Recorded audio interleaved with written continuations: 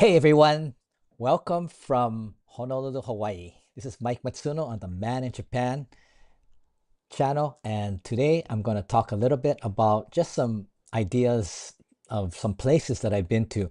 But for those of you who don't know me, I'm Mike Matsuno.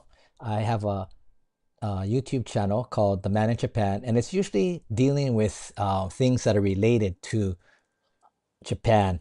But as I started to travel a little bit more, I try to connect, make comparisons between Thailand and Japan, Hawaii and Japan. And today I just thought I had gone to Oregon for a week last week. So I thought I would just kind of combine all four places and kind of just do kind of a hodgepodge. So there's no actual exact format today. And I hope that some of you who are listening will also participate in the comments. First, though, as I always ask, if any of you are out there, can you tell me, is the audio okay? Is the audio and the video okay?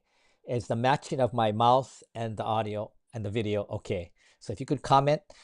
Normally in the comments, there's usually a 30-second delay. So if you write something and send it, it may not come out right away, as well as there's also a limit, usually 2 or 3 lines, and then you have to send another message. So if you have a long comment, you may have to break it up into 2 or 3. But please send in those comments. So I'm here in Honolulu, Hawaii. It's been about over 3 months that I've been here, and it's been a really eye-opening experience for me because I hadn't been back to Hawaii in so long. I was coming, from between 2010 and 2019, 2019, when I'm taking care of my parents. But, you know, okay, Baba Cola seems fine. Okay, thank you, Baba Cola.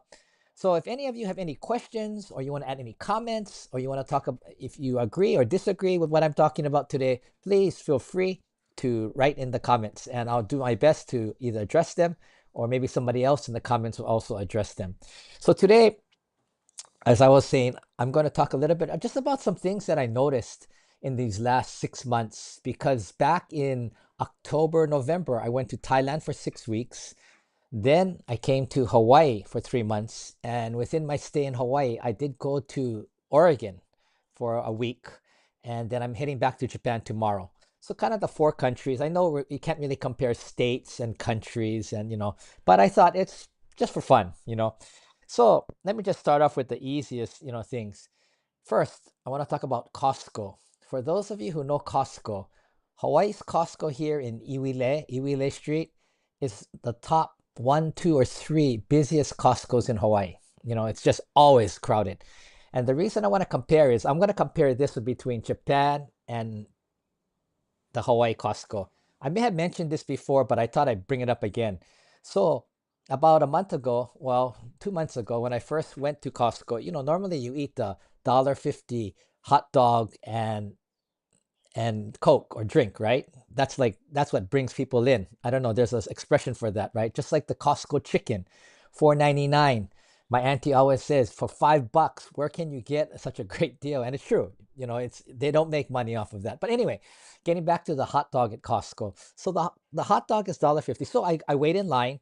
It's a long line. It's always a long line. The hot dog comes. It's larger than the one in Japan. It's larger than the bun, and so I go over and I put the condiments on, and then I bite into it, and guess what? It's cold. It's not even warm. I mean, it's not like refrigerator cold, but it's not warm. And I'm shocked because it doesn't really taste good. And everybody's eating it around me like this is normal, right? And so I asked after, so I ate part of it, and then I just ate the hot dog and threw the bun away because it wasn't good. Now in Japan, the Costco, the hot dogs are hot. That's why they call them hot dogs, right? Because they're hot. They're supposed to be hot. But anyway, it's smaller than the American Costco size, but it's warm and it tastes really good. And theirs is 180 yen, so a little bit less than $1.50 if you do the exchange rate. So again, I hope Hawaii Costco will do warm hot dogs and not just like go through the motion and just put the hot dog on and sell it. Now, some of you maybe in the comments, maybe your Costco in Hawaii Kai, or maybe I went on a wrong day, may have warm hot dogs. But as for me, I know Sam's Club's hot dogs are warm, but not the one that Iwile, the busiest Costco in one of the busiest Costco's in the world. But anyway, just that's the kind of thing that I'm just going to talk about today. Just little things that I've noticed. What I've noticed also is that when I went to Oregon and then Hawaii, very different, right? I went to the university in Oregon, and that's why I went there to see my roommate Rick Delph. After about a 40-year blank, we reconnected and we met some other Willamette University friends. We went up to see our friend, Al Banks, and his wife, Tommy. And, we had a little reunion there. But what I noticed about, like, Hawaii is America, but it's really like a different country almost, like, because it's really, it's an island for one, islands, and it's basically more of an Asian American population. Probably 70% of the population is either mixed or it's Asian American, whether it's Chinese American, Vietnamese American, Japanese American. I'm Japanese American, right? So very different. If you go to the mainland, it's very different. The makeup, the demographics. But so Hawaii is small. Houses are very, very expensive. There's not enough land because it's an island. So things are really, not at the big scale. Like when most foreigners think of America, they think big, right? But if you go to Oregon or California or anywhere else, probably, America is big. Everything is big, right? The homes are really well built and they're really strong. Like in Hawaii, most homes, especially the older homes, are the old plantation style. So you can, it's real close. Like right now, I'm sitting in my auntie's house. This house is probably about 60 or 70 years old. I can hear the neighbors. I can hear across the street, because it kind of echoes. So it's close. In Japan, it's even closer. So you just kind of get used to, I guess, having that kind of space. But I mean, close inner space. But when you go to like Oregon or somewhere else, you have space between the homes. The homes are well built. Like my roommate Rick Delph, his it's insulated. It's where you cannot hear anything outside. I think it's double paned even. But anyway, again, scale wise, as far as like houses. Now in Japan and now Thailand also, depending on where you live, if you live in Bangkok, if you're the regular Thai person, you can it's you can hear between the walls a lot of times. Even the condos, many of the foreigners say some of them you can hear. So it's built okay, but not to the level of, let's say, the United States. And that's where, like say, the United States outside of Hawaii is usually really well built. I think that's the thing about Thailand. It's a lot of times they'll build things that look really nice, like hotels, buildings, but not all, but many times there are workmanship problems. The quality is not always there.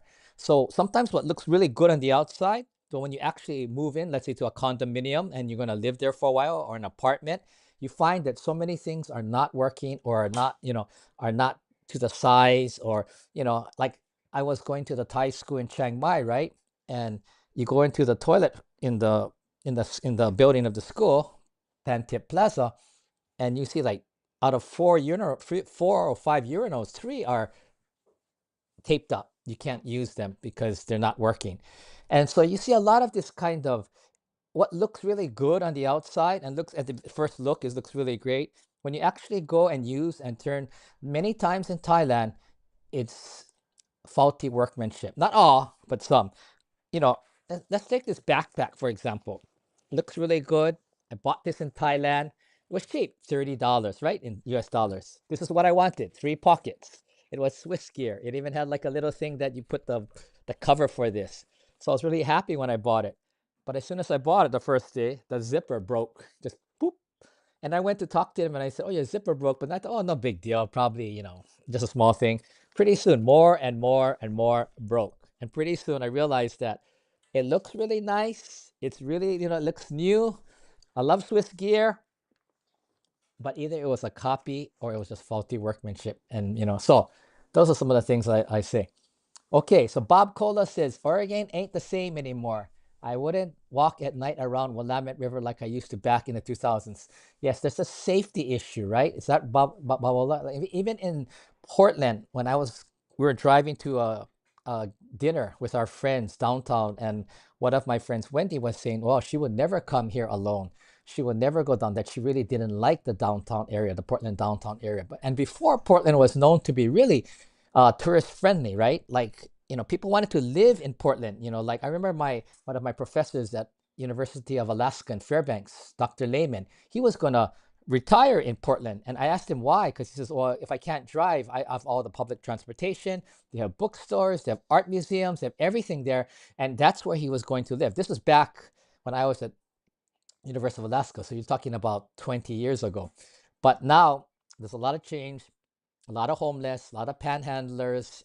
So Portland is trying to deal with that. But as Bob Babacola says, it's not the same as it was before. So yeah, safety is one thing. Let's see. Babacola says, sounds like they're keeping up with the food prep. Okay, they are selling more than preparing. Okay, Oregon ain't the same. Okay, so thank you, Babacola. Any of you have comments on anything that I'm kind of just talking about? I'm just talking randomly about different things. So we're talking about safety. What I really, really like, and if you listen to my live streams before, is Japan, for the number of people, 126 million people per capita, is the safest country in the world, I think. People still respect people's property. You can leave. I see people at the Starbucks, they put their phone down as to save their seat. If this is America, this would be gone. Some people, you put their computer down. It's nice that you still have places like that. Thailand also, although it looks wild and crazy and chaotic, it's basically overall a safe place. You see young women walking alone in downtown Bangkok, even in the nightlife area. You still see it's not like a bodily harm danger kind of thing, like a lot of times you might have in the United States, especially big urban cities. And even Hawaii is, again, on the safer side of comparing to the big cities like in the United States on the mainland.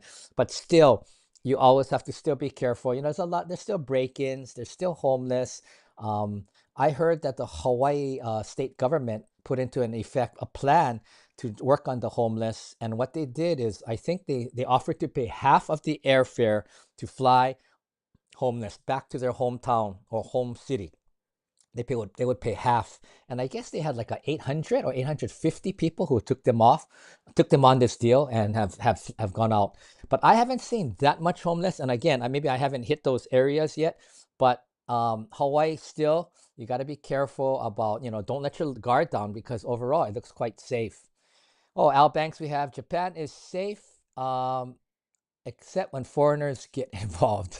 Okay, Al Banks, do you mean like when the foreigners are the ones that are the criminals or doing the bad things? I'm not sure. Okay, Babacola says Japan having some issues in Ibaraki, Saitama, Adachi area with immigration having conflict. Okay, yes.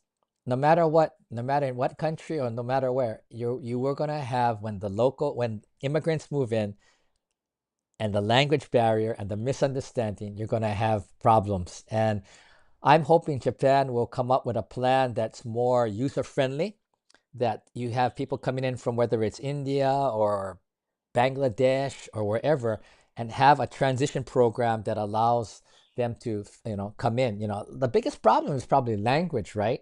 If you can't speak Japanese, very few people speak English in Japan. If you were in like a country like Singapore or Malaysia or the Philippines, you could get by with English. You really wouldn't have to learn the local culture, right? But in Japan, basically, you need to know Japanese. And so that's something you have to pay. Okay, Alan Banks says exactly, the current problem is the Kurdish refugees. Okay, I didn't know that. I've been out of Japan 3 months. Okay, J Star. J Star says it's so safe. I live out in the country, out of Kyoto, and for me, it's like super safe, right? I mean, like I never worry. And I think I've said this before. When I fly back tomorrow to Kansai International Airport, the moment I get off the plane, I feel this sense of like relief, like, whew, like I'm back in a safe place, almost like, right? Even if I leave from Hawaii, I feel that. Because in Hawaii, you still gotta, okay, where are you gonna park your car? Like a lot of people don't want to go downtown at night or even downtown in the day, right? You kind of like watching where you're walking. We want to go to that Vietnamese restaurant or that Chinese restaurant, where we're gonna park. All these things we have to think about, right? You gotta walk kind of fast, right? When I was in LA, I remember I kept walking fast, or St. Louis for that matter, never wanting to stop at any traffic light, because if you stop, panhandlers, homeless would approach you, so you just kept walking. That's not a that's not a way to live, right? So anyway, in Japan, the moment I get there, I put on my bags on, even my on my computer and everything, leave the cart outside, go to the bathroom, never worry. But I better be careful about, like the passport and things. But basically, I don't worry because it's just a safe place.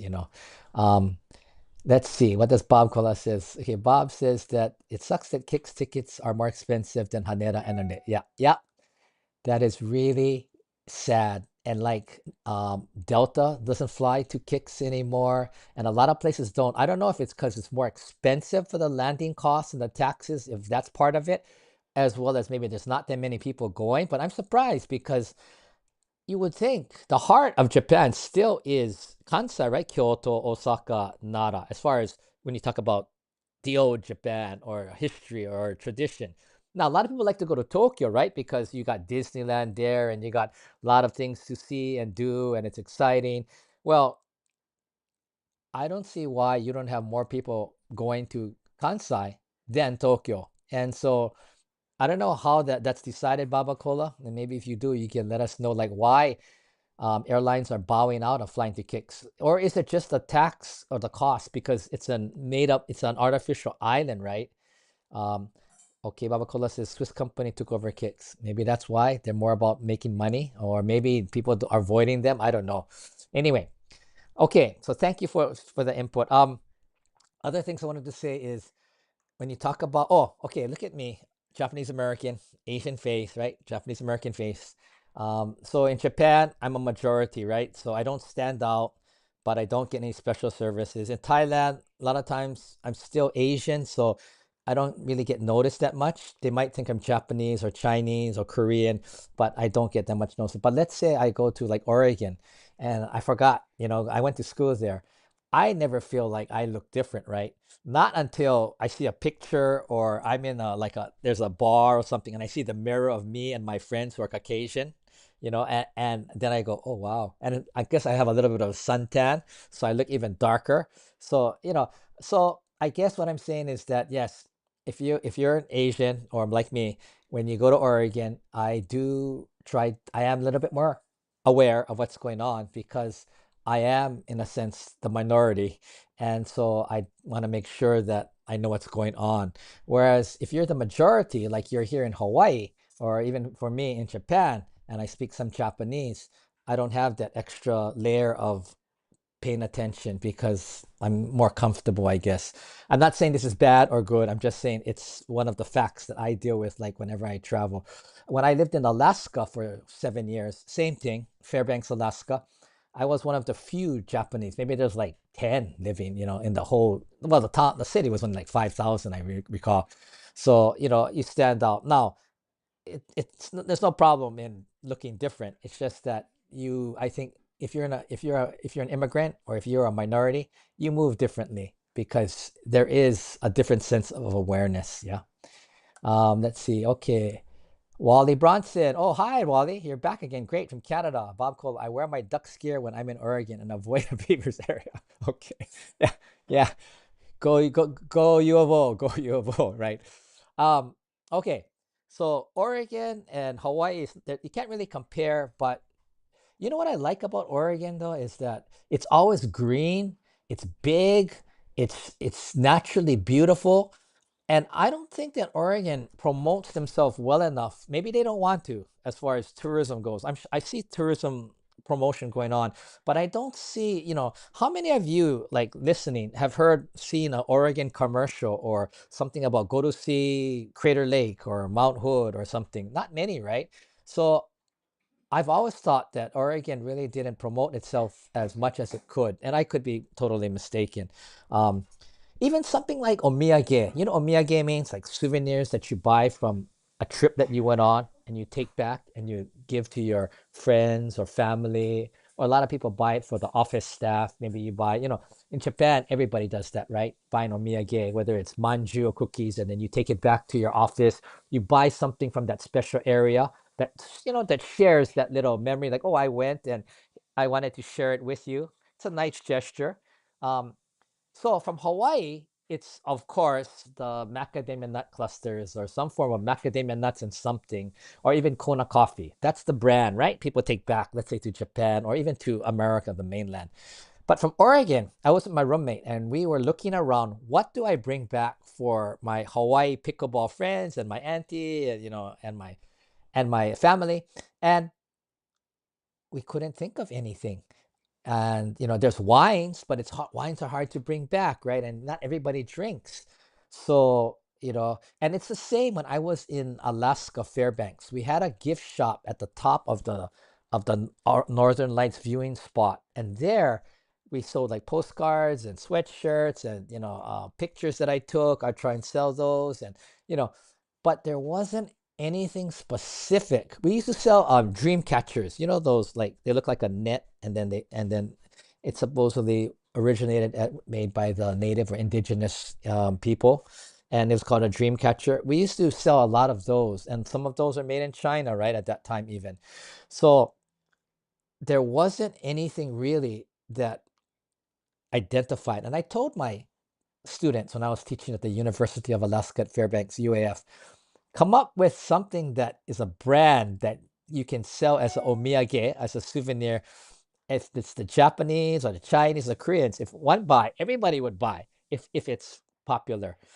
Or whether it's a food product, which is usually what they want to buy, little cookies or or little chocolates. But it has to be the brand of that place. It can't be just an outlier and then you bring in chocolate and sell, right? A lot of times in Alaska, same as Oregon, it was like jams, like wild berry or fireweed jam or salmon berry jam or whatever. But for Japanese, that's too heavy, one, and they're not really jam eaters that much. So nobody came up with a really good omiyage souvenir for Alaska. And I still think to this day in Oregon, we went to Fred Meyer, Rick and I, and we asked the different Fred Meyer people, so what do you have? And they would say, oh, there's these keychains and the visor and things. But like, I'm thinking, I guess, more from a Japanese point of view, what would be good to take to, like, let's say a group, like a macadamia nut cluster box, right? That's really good, right? You can share among people, easy, everybody's happy, easy, right? What can you do from Oregon? I think there's still open market there. Oregon, Washington, maybe even Idaho, the whole Northwest. I ended up bringing back. Hold on one second. This I brought this from my auntie. Applets and Kotlets. I didn't know what it was, but I went to the Fred Meyer person and I said, I need to get something that you cannot buy outside of, I mean, you can't buy outside of the Northwest, Washington or Oregon. And this is what she says. Now, this type of kind of sweet fruit candy is not that popular in America right now, but I brought it back and I gave it to them. I gave it to my doctor's office people and all. And surprisingly, like, the doctor's office said, he was a guy too. He said, "Oh, I love this stuff, but they don't sell it in Hawaii anymore." And so it's hard to get because people don't buy this kind of like fruit, thing. But for like the Oregon people and Washington people, they all know about it because I guess they ate it when they were small, and maybe their parents ate it. But anyway, this is one of the only one, but nobody knew about it. We had to ask the lady, and my roommate Rick said, "Oh yeah, I used to eat that when I was small. It was good." So I said, "Okay, no more time. There's no time," and I went ahead. Okay. Oh, hi. Somebody from Thailand here. Thank you. Allen Bank. Let's see. State used to have an empty can. It was labeled Oregon Air. That was a big sale. Okay. So, like the pet rock, Oregon Air. Now, Al Banks, how many people, how many Japanese are going to buy an empty can of Oregon Air? That's something like you would buy, I know, but not them, right? But anyway, good idea. Okay, so Bronson, Bob Cola. Okay, and thank you from Thailand. Thank you very much. Um, Now, a couple other things that I was going to talk about. Oh, another thing that I noticed about the United States is that first, when you're talking about food, at least in Hawaii here, everything has become super expensive. And that's because probably I haven't been here in maybe since 2019, outside of my 1 week for my mom's funeral, but I don't count that because it didn't do anything, right? So, like an average, you go to like Moku Kitchen or you go to most restaurants. I went to Utage. It's the Okinawan food restaurant down here with my auntie. That's $20 to $25 a person. That's just like a given. That's just a meal, right? And then if you want, that's just the a la carte. And then if you want to get the set, I don't know, it goes up another $8 to $10. That's like a small salad, a drink, and dessert. So that's $35 roughly, right? Plus you have to tip. So you get $70 plus, let's say, 20% is another eight. So what I'm saying is that, wow, I am so shocked at the cost of restaurant food in Hawaii. And even in Oregon, I saw when we went out with my friends and things, even at the bar, we buy like happy hour. Happy hour is a little cheaper, but still expensive. I was just so surprised. So I have been living in the dark ages. Everything has moved ahead, gotten more expensive, and I'm still back in the 5-cent bubblegum days, I guess. But it's really, I was really surprised. And you know what really bothers me? And I'm sorry, this is not nothing against the hospitality workers, is that you have to tip every time. But you have now they have it on the credit card where it puts like, 20%, 15, and it kind of puts pressure on you, right? Because the person is standing right there, or you've got to feel like you got to, especially in Hawaii, we all kind of, you kind of know everybody. If somebody knows somebody, you don't want to make any waves. So there's kind of this pressure. So it's almost like automatic. It's like a tax almost. It's become that you're gonna pay 20% of whatever the. So if you're paying $70 plus 20% roughly, right? I'm sorry, I don't think the service is worth that. And nothing against the hospitality industry, but again, my point is, and this goes back, I've said this before, is nothing against the people making tips off the bar or whatever, but America is one of the few countries in the world that you have to tip for, you have a percent that you have to tip for in the world. Maybe Canada does because they're close to America, but most places, Thailand, Japan, you don't.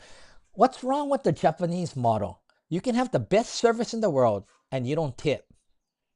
I don't understand why that model is not that's not reasonable to do, because everybody in America has been raised on that. If a server or a bartender, that you get tip. Now, if you want to tip, that's fine. But the way it's become is it's like you have to. And people say, oh, no, no, no, you don't have to. Yeah, you have to. Let's be honest, you have to. And you don't want to make them feel bad. You don't want to make them mad. You don't want to hurt their feelings. So you tip. But I feel like, wow. So you get in Hawaii, you get the $75, $70 plus the 4% tax, plus the 20%. So basically 25%. Sorry. I think it's too much. Anyway, that's my theory. And maybe I'm just cheap, and maybe because I'm living in the dark ages, but wow, I was just so shocked. I was just so shocked. Okay, let's see. Okay, Baba Cola, haven't been to Tage in ages. The machine is now defaulting for 30%. Jesus. USA can have the crappy service, but do what? Yes, that's exactly my point. Let me be honest. Since I came to United States, America, Hawaii, the service in Hawaii was okay, not good. You know where the best service I had was? REI in Oregon. And I went to the guy, his name was Cody, and he was informative, he was helpful, and he wasn't making a tip, but he gave me the best service with no tip. That's the model. That's the model. Right on, Cody, REI. And I told him, I said, wow, Sasuga. Sasuga means as we can expect from the great REI, that they would have service like this, right? So REI, and here in Hawaii, it was AAA. It was one of the manager, I forgot her name. They were the only two people that I felt like, and they weren't getting tips. That's the whole irony to this. The people who are getting tips a lot of times are okay, and I know they're busy. Oh, I'm sorry. At Utage, there was Shannon. She's I think the daughter of the owner or the owner. She was really good. Um, yes, and I was happy to tip, and in that case. But again, usually people are just going through the motion, and so that's my complaint. Sorry to all the people who are servers and making tips, but again, Japan, best service in the world and no tipping. What's wrong with that model? Okay. Um, Thailand too. Bangkok has tipping because foreigners, probably Americans mainly, created that system. It wasn't a Thai system. It was a foreign system that went there and people started tipping and they grew to become expected now. Not always, but so if you're a Thai person, you might only tip this much, but if you're a foreigner, you kind of expected to tip this much, right? And of course, they make more money off the foreigners, so they want the foreigners to come to the massage, the massage shop or to the restaurant because they tip more, which of course, if I was working there, I would want the foreigners to come too, right? But again, it's not the same. And so that's just how it is. Just my little my little soapbox. Baba Cola, USA. Okay. Restaurants asking for tips on takeout. Yeah. Again, that's another thing. You go to Subway or you go to fast foods and they got the tip jar. I was buying andagi donuts, which are really good. You know, I'm at Don Quixote. I bought for my auntie. She likes sweet things. Andagi, the Okinawan donut. So I buy it for my auntie. This is a little old, so I just want to show you. All of you probably know what it is, but if you don't, it's like this. It's a sugar donut like that, okay? You can get two for $1 and 12 for $5, right? It's really good. I highly recommend. I forgot the name of the place, but they have a tip jar there too. They're just selling these donuts, and so I don't too. I agree, Baba Cola. I don't tip, unless it's my friend or something. But I wouldn't because it's gotten ridiculous. I'm sorry. It's gotten ridiculous that fast food, Subway, pretty soon McDonald's gonna have a tip job for all you know. It's like crazy. Okay. Yeah, and even Uber, Bob Close already introduced the tip. Um, Before Uber was no tip. That's why people liked it. You just rode and that's why you paid. And then they started putting optional tip. And then now it's like expected, right? And I understand maybe it is too cheap and what, but again, that's kind of a different animal. Okay, I'm just gonna move on here. Oh, one thing I wanted to talk about Hawaii and why I found Hawaii really, really special. It's called potluck. Hawaii people have the most unbelievable potlucks. So I go to play pickleball at different groups, right? And there's one group that they have like a food table, and it's up to you. It's not set. You don't have to bring, nobody. You don't have to bring anything. But every time you go, like there is good food there, and this is like 25 people at this pickleball group, right? And people bring enough, if not more, that everybody gets to eat. And this is what I realized about Hawaii. Hawaii specialty. Um, is that Hawaii's specialty is potluck at the largest scale. So, for example, when I was at University of Alaska, if we had a professors or teachers potluck, everybody brought. A lot of times they just buy it at the Costco, Sam's Club, the fruit salad they bring. It's actually quite small, and although our department wasn't that big, it was just enough or almost not enough, right?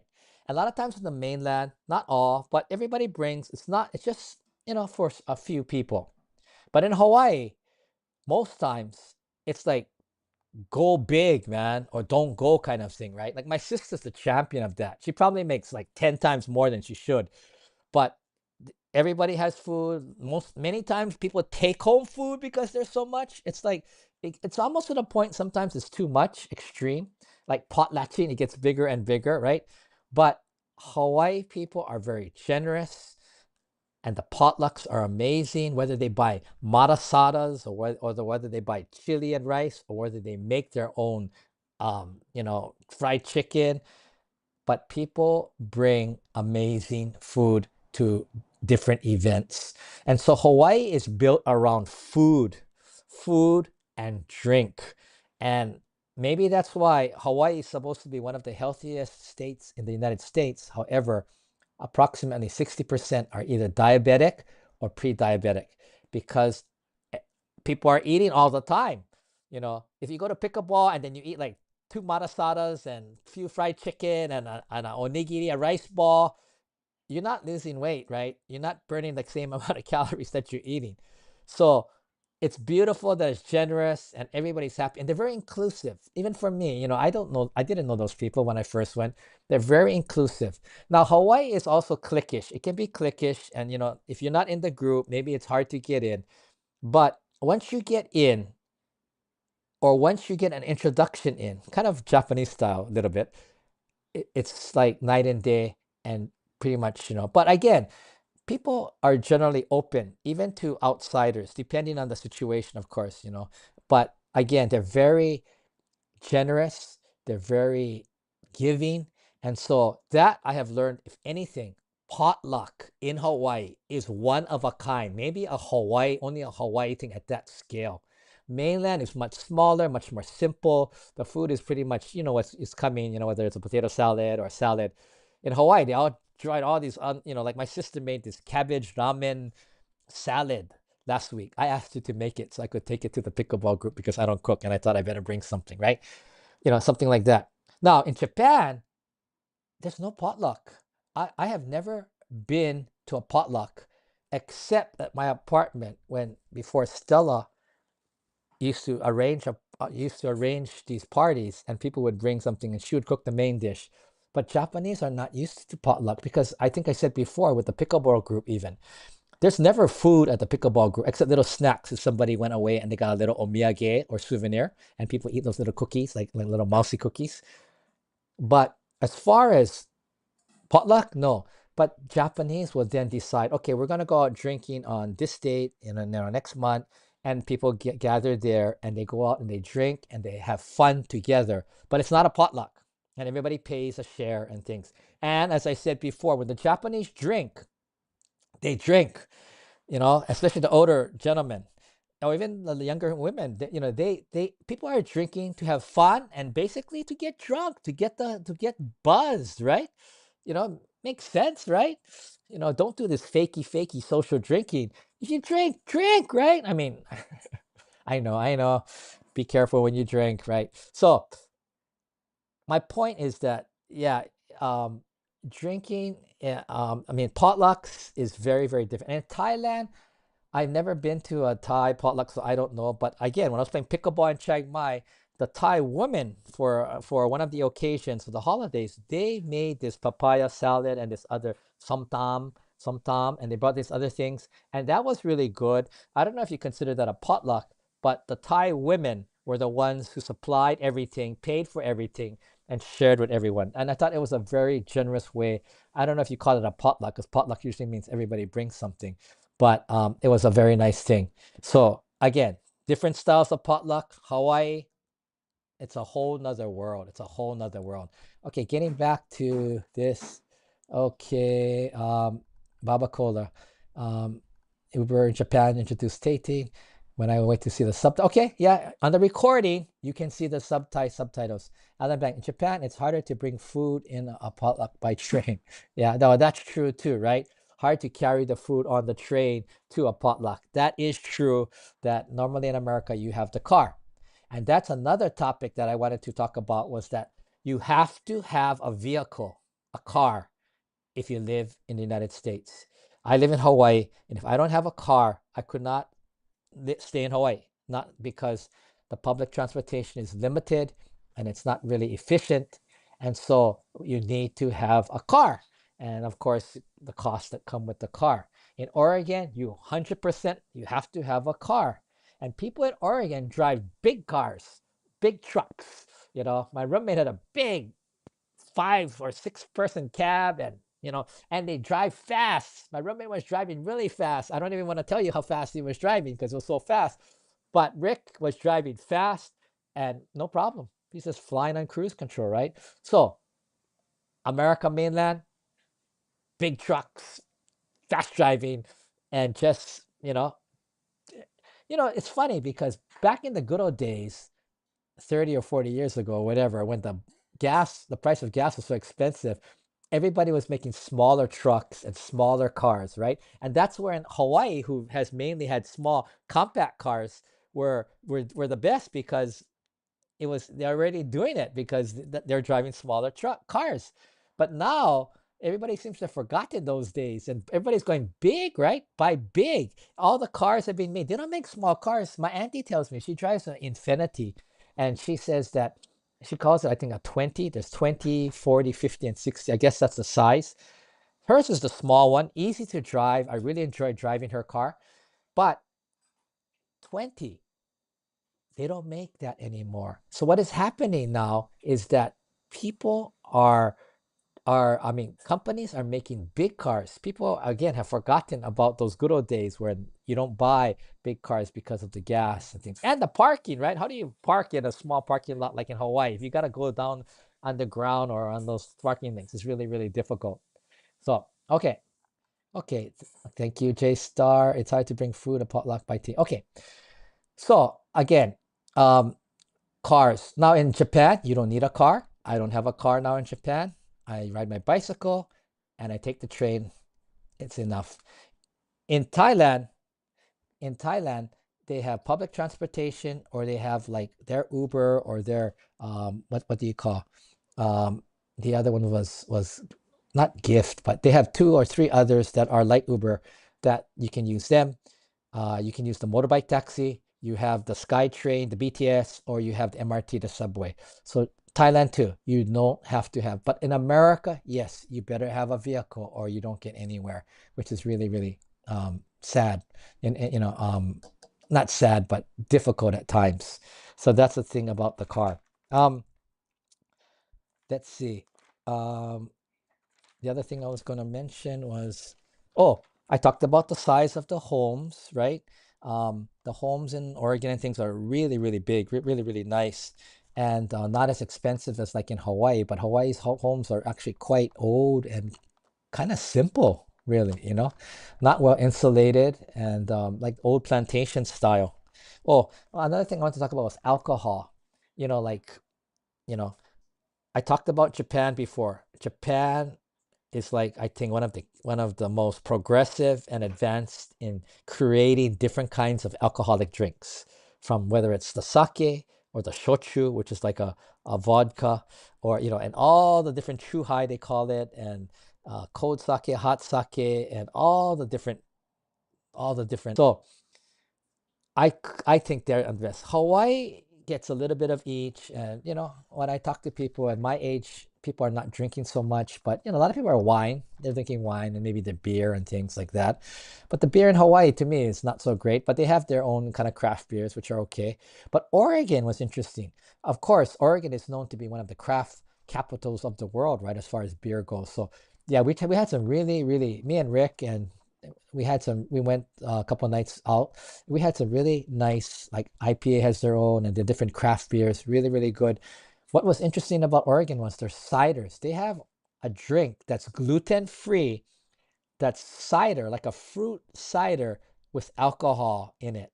It's not as high as maybe wine, I think, but it's very good, easy to drink. And that's a big thing in Oregon, like the ciders, the seltzers, or even whiskey. They're making whiskey. So Oregon is really working hard in the alcohol section. But again, you don't hear that much about it. You hear about the Willamette wines and things, but you don't hear it to the extent like about like in Japan, though everybody's competing and they're creating all these. But Oregon is working really, really hard. You just don't hear about it that much.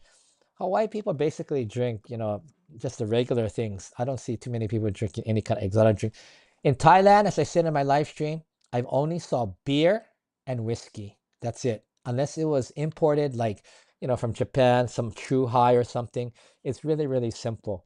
So give Japan the top role as far as being the most progressive and most creative when it comes to alcoholic drinks, different kinds of beer, and I think Japanese beer is one of the best beers, along like similar to probably European beer and things. Another thing that I saw that was really interesting, and all of you already know this, is in America, when people buy like a something to eat, a plate lunch in Hawaii, or even go out, they're always usually drinking a sugary drink. Now, a lot of people would just drink water if you're older, but most of the young people are drinking soda, a sugary drink, and not diet soda, just regular soda or regular juice. And that what I thought was so interesting, because in Japan, nobody drinks soda and bento at the restaurant. Nobody orders Coca-Cola. That's an American thing where you're drinking sugary drinks with your lunch or your meal. Japan normally, if you go, you know Japan, right? Any place you go, they'll give you tea and it's free. It's free, right? Or you can request water and that's free. So the drinks you drink in Japan are very healthy. There's 0 calories and they're free. Well, the drinks you get in America or that you order, I think sometimes now even at a cheap place, it's between $3 to $5 for a cup of Coke, right? A Coke, maybe medium or large. Think about that. I think it costs only like 25 cents to make a Coke from the Coke machine, you know, those Coke machines. I can't believe that they're charging $3. Some places charge $5. So it's really like unbelievable. And it's not healthy. So it's not healthy. You're gaining weight. It's part of the obesity problem, and you have to pay for it. What's wrong with that picture? In Thailand, I remember okay, I'm not talking about real expensive restaurants, but they at the regular shops, they always had water. Now you go and you serve your own ice and water, and maybe you worry that, oh, this water is not clean or maybe it has not filtered, so you may want to buy bottled water. Um, that you want to buy bottled water, which is fine. It's only 10 baht. 10 baht is what, 25 cents, so that's nothing. But in America, you're buying these sugary drinks, and that's, I'm sure, part of the reason of the biggest problem of the obesity problem is these sugar. I just was so amazed. Now, when we talk about water, that's another interesting thing I noticed. In America, you get these big cups with ice in. That's what everybody in America expects. At those restaurants, they serve you large cups with ice in them and water. If you go to Japan, most people are not drinking water like that. So Americans, they always go into the restaurant and they want water. Well, Japanese give you the small little cup, right? The small little glass cup, and they give you water there. But Americans just tank it down, right? Boom, boom, boom, boom. And there's no ice in those water. It's just cold water usually, right, from the machine. So again, in Japan, they're drinking, you know, cold water without ice. But Americans are expecting large glasses with ice and water, you know. So I think the easiest is, depending on the restaurant, if you drink a lot of water and you get the small glass, ask them if they have a pitcher. Pitcher arimasu ka? Or, you know, if they have a pitcher, that way you can just pour yourself, because instead of keep asking them, sumimasen, omisu kudasai, sumimasen, omisu kudasai, it would be easier, I think, just to have your own pitcher. But again, that's a very, very different concept of water. Americans love ice water in big glasses or cups. And Japanese normally don't drink water. They'll drink tea, or they have miso soup. A lot of them say, "Oh, well, I'm drinking miso soup, so I don't need to have a liquid, I mean a drink." So very, very different. Okay, let's go back to the comments here. Um, Baba Cola says K car is great for gas mileage and parking. Yes, and I didn't know that America was, and Hawaii especially, are importing these K cars. They're driving them here in Hawaii too. So yeah, I love those K cars. That was my dream, to own one of those and go fishing in them. Arasima says Japan has delicious gin. Oh really? Irasima Ichi, Irasima 1.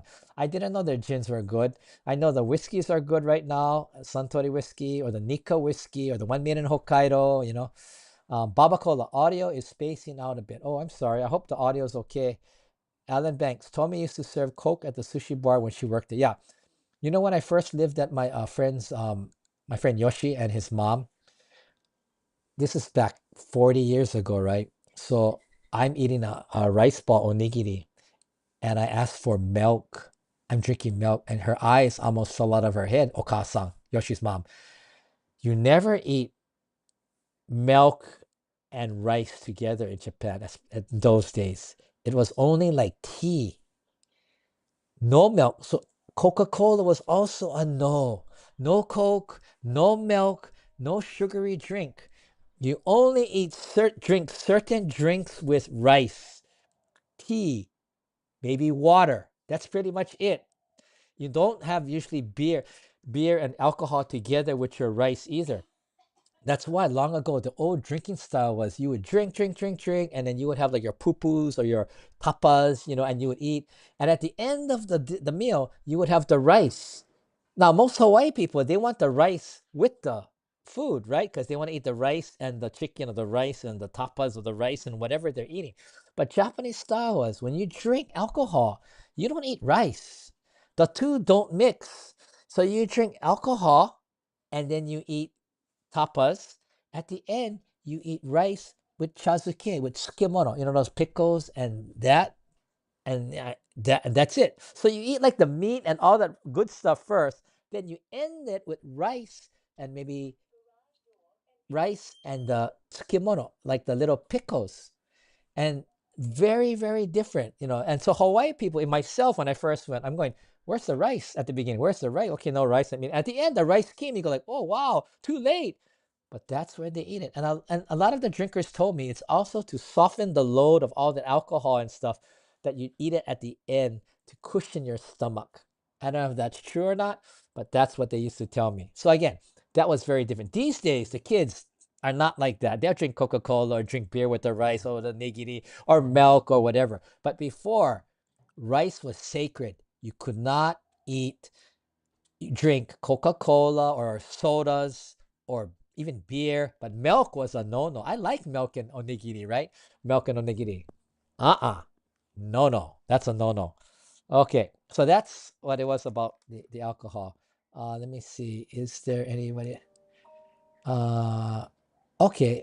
Come back to see. Told me to. Okay, now I think that's kind of the major things that I just was wanted to talk about. That was different. I do want to say one thing though. Although we can't really compare all four locations, the one thing that was a common denominator was people are people. And no matter what country or what culture or whatever there are, the majority are very, very good people. It's just that every once in a while you meet the bad apples or you get scammed at somewhere or something happens and then you hold it against all of them. But in my experience, even though I've been scammed a couple times in Thailand long ago, um, and I would say, and then when I went to Oregon this time, I hadn't been back to Oregon in, I don't know, 30, 40 years. I was a little bit wary about, what to expect. And after watching the news and seeing all that kind of protests and this and that and the police and all, never saw any of that. And I felt like, and I reconnected with my classmates, of course, my roommate. And I thought, wow, it's just my own mind and watching news that kind of contaminated the way I'm thinking. Yes, you have to be careful. Yes, you have to be more careful than like Boba Cola was saying in the 2000s. But if you know the right people or your classmates from 40 years ago, it's just like those days. Nothing really has changed as far as the way you interact. And in Japan or in Thailand or in Hawaii especially, I reconnected with so many of my classmates and friends and my sister's friends. I joined this pickleball group. Pickleball for me in Hawaii was the savior to reconnect me back into the Hawaii connection. And that's why I decided I was going to Indonesia in August, that maybe I will return to, help out with my auntie here, but also just to be in, to be back and reconnect with the people who are part of my life, right? And I am, thanks to them, who I am now because of their friendships and their support. Anyway, my point is, no matter where you go, no matter where it is, good people are good people and they will always take care or support or help you out.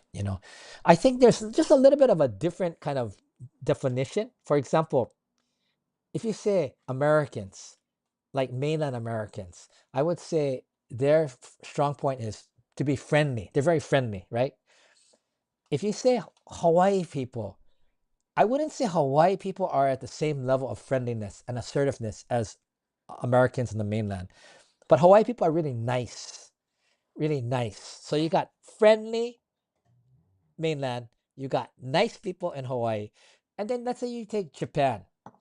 Japan, I would say, of course, people are nice and, not necessarily always that assertive and friendly, but they are about attention to detail and to doing the right thing, or they want you to be happy. They want to make you they want to make you happy. Is really they have that feeling. And so theirs is a little bit different. I wouldn't call it friendly, and I wouldn't call it necessarily nice, but it's this sense of, they call it omotenashi.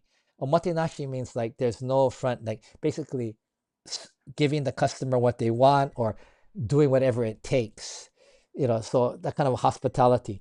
Thailand is similar. It's called LOS, right? The land of smiles, because they have a beautiful smile and they welcome people. So Thailand has a sense of like making someone feel really like, they're just glowing.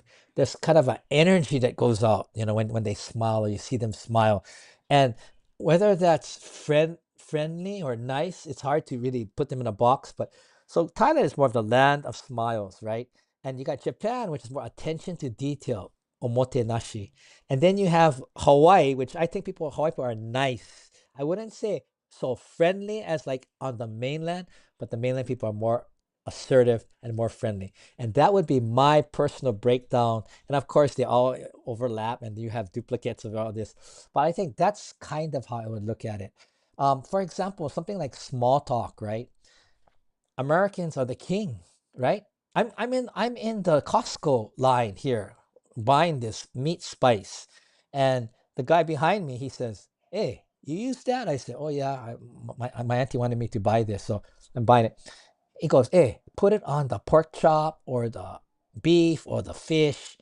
He goes, "It's good on anything, right?" He just starts talking to me. And then he goes, "Oh, even Costco chicken." He goes, "Sometimes I put it on the Costco chicken and re-grill it again." I go, "Wow, you do that?" And he says, "But don't put it on too early, because if you put it on too early, it's going to get salty." Anyway, he just strikes a conversation and tells me, or I'm talking to the cashier. In America, you do small talk with everybody around you, behind you, the cashier. In Japan, as I said before in a previous live stream, you never do that. You don't make conversation with the people behind you. They think you're strange. You don't talk to the cashier except about what you're buying. You don't say, "Oh, how's your day?" Or, "Oh, the tomatoes are cheap," or whatever. You don't. So again, the focus is very different. It doesn't mean one person is nicer or not nicer. It just means on the culture itself. So the idea of small talk in Japan is non-existent in a way, because Japanese do not do small talk, because their thinking is you do not talk to strangers. Or if you talk to someone, it's rude unless you're introduced.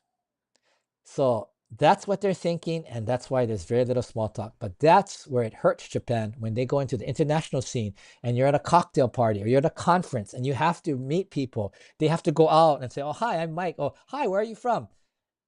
They have the hardest time doing that. And that's why I was teaching small talk classes on the Ship for World Youth. As crazy as that sounds to an American, Japanese needed small talk. Okay, let's go back to this. Never mind. Would would hospitality be a good word for Hawaiian personalities? Ah, I would think so.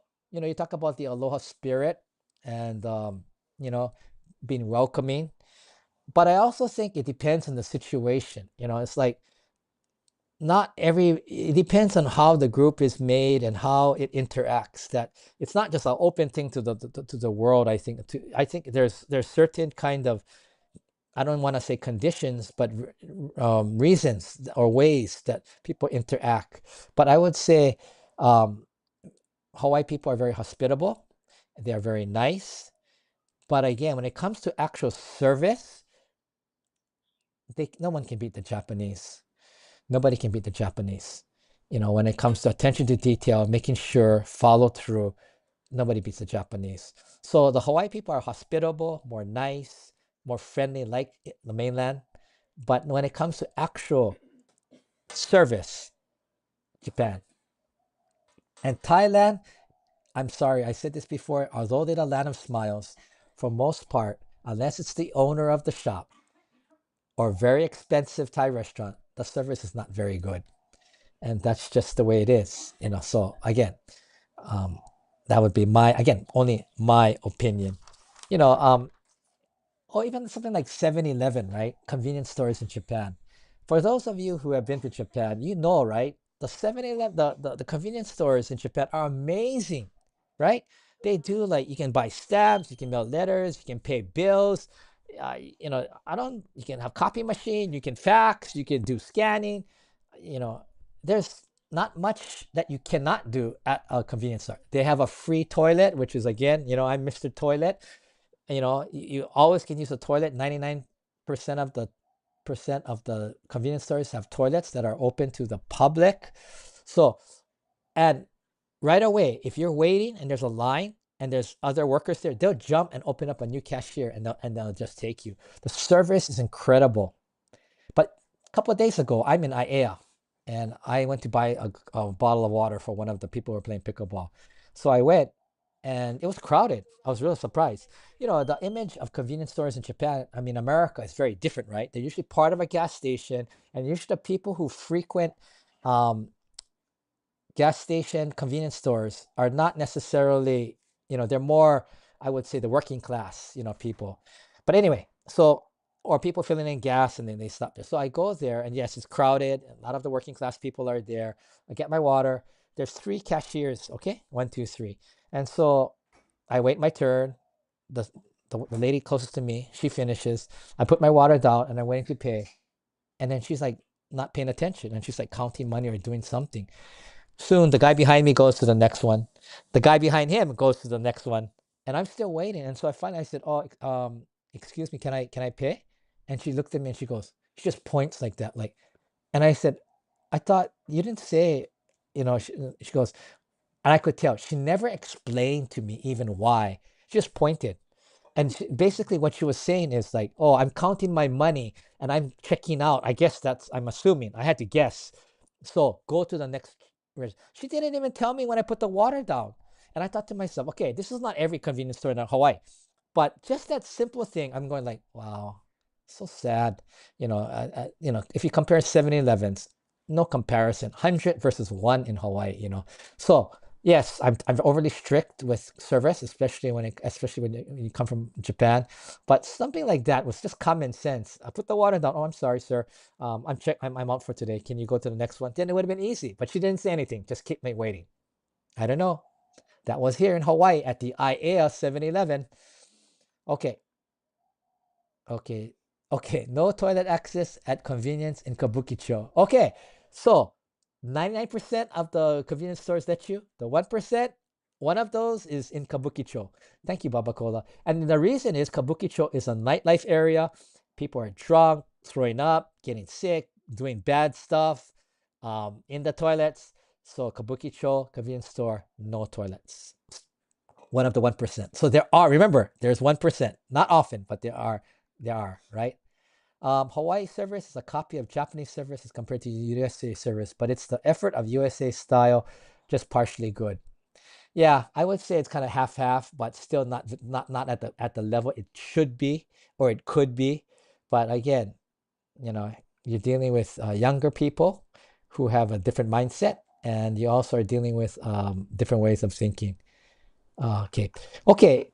I think I got most of your comments and questions here. Thank you, Baba Cola. You're very active. Thank you. Thank you, J Star. J Star, something indigenous always works. Oh, I think, are you talking about some kind of omiyage or something indigenous? Or are you talking about food maybe? Um, okay. So I just want to close here and say that this will be my last um, live stream from Honolulu, Hawaii, and I will be back in Japan. I'm leaving tomorrow, and hopefully next week or in 2 weeks, I'll do one from Japan. I'm not sure what it'll be. It might be about the cherry blossoms because the cherry blossoms are supposed to be blooming right now, and we will see. I'll go on a little visit to see if it's blooming or not. The place behind me, if you can see the backdrop, it looks like Japan, right? Where do you think this is? This is the Portland Japanese garden that Masaki Shimada took us to go and see. Amazing, really amazing. I think that you should definitely go if you live in Portland or in there. I was shocked. I expected some small little thing that was free. It's not free. I think it's like $21 or something, but it's huge. And because the Oregon pine trees are so towering around the Japanese garden, it adds that effect I was really, really impressed. I thought Wow. And I'm going now, which is not the most beautiful time. The most beautiful time is going to be spring and fall. So if you can go during spring and fall, it must be amazing. So thank you, Masaki Shimada, and and he does the bonsai. He works, he volunteers there. They got 200 volunteers that volunteered there. And I guess maybe like 20 to 30 are really serious, like he is. They go like every week, so many hours. They're crawling on their hands and knees and dusting the leaves and digging out like moss and replanting them. And these people, a lot of them are retired. And I'm thinking, wow, that's hard on your knees and on your body to even stay down so low, scraping moss off the rocks or like dusting the leaves off some tree or something.